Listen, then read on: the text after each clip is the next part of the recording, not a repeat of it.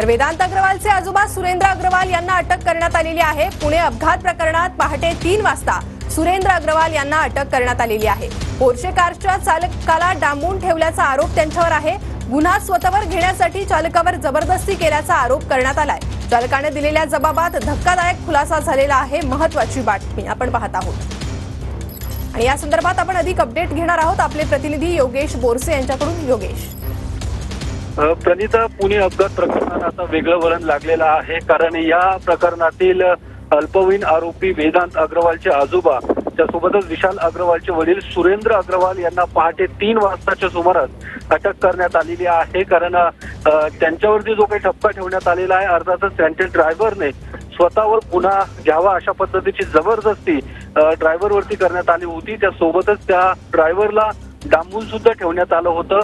त्यामुळे या आरोपाखाली येरगडा पोलीस स्टेशनमध्ये सुरेंद्र अग्रवाल यांच्या विरोधात गुन्हा दाखल करण्यात आलेला आहे। त्यांना अटक सुद्धा करण्यात आलेली आहे। यापूर्वी गुरुवारी दिवसभर पुणे पोलिसांनी सुरेंद्र अग्रवाल यांची चौकशी केली होती। या चौकशीतनं सुद्धा काही महत्त्वाची माहिती पोलिसांच्या हाती लागलेली आहे। त्यामुळे पुन्हा एकदा त्यांच्यावरती गुन्हा दाखल करून त्यांना अटक करण्यात आलेली आहे। त्यासोबतच 2009 मध्ये अजय भोसले यांच्यावरती जो गोळीबार झाला होता त्या प्रकरणाच्या संदर्भात सुद्धा काल अजय भोसले यांनी पुणे पोलीस आयुक्त कार्यालयात तक्रार दाखल केलेली आहे।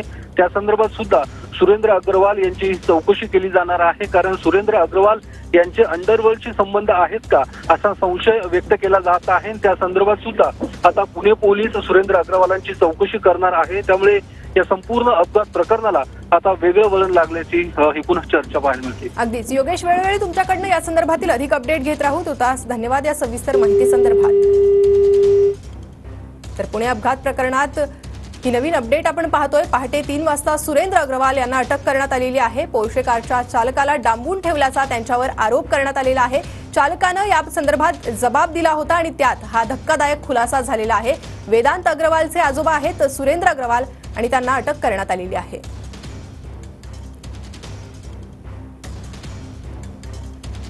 आणि या संदर्भात आपण चर्चा करण्यासाठी जाणार आहोत। आपल्यासोबत रवींद्र धंगेकर जोडले गेले आहे। रवींद्र धंगेकर, एक मोठी कारवाई करण्यात आलेली आहे पुणे अपघात प्रकरणात।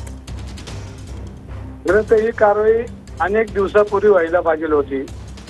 ज्या दिवशी अपघात झाला, ज्या दिवशी या कुटुंबाचं नाव आलं, त्या दिवशी माझ्या लक्षात आलं की हे कुटुंब प्रचंड प्रमाणामध्ये चुकीचं काम करताना गेली कित्येक वर्ष पुण्यामध्ये मी बघितलेले।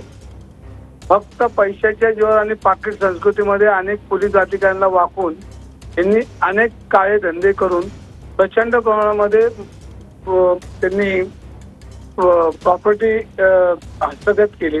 अनेक शेतकरी असतील, अनेक गोरगरीब असतील, यांच्या प्रॉपर्ट्या त्यांनी हस्तगत केल्या। आणि मला जी माहिती मिळाली ती सांगतो की गोव्यामध्ये एक जमीन मालक होता आणि त्याच्यावर पोलिसांच्या मदतीनं कोरेगाव पार्कच्या पोलीस स्टेशनमध्ये त्याच्या सह्या घेऊन त्याला जेलला टाकण्याचा प्रताप पोलिसांच्या मदतीने करून त्यांनी येरवडा जेलमध्ये तो माणूस 15 दिवसांनी मृत्युमुखी पडला।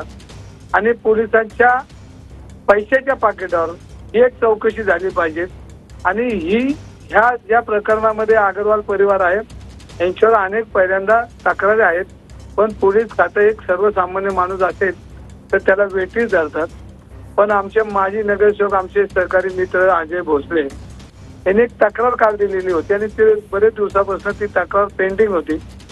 आता पोलिसांना या प्रकरणामध्ये जाग आली।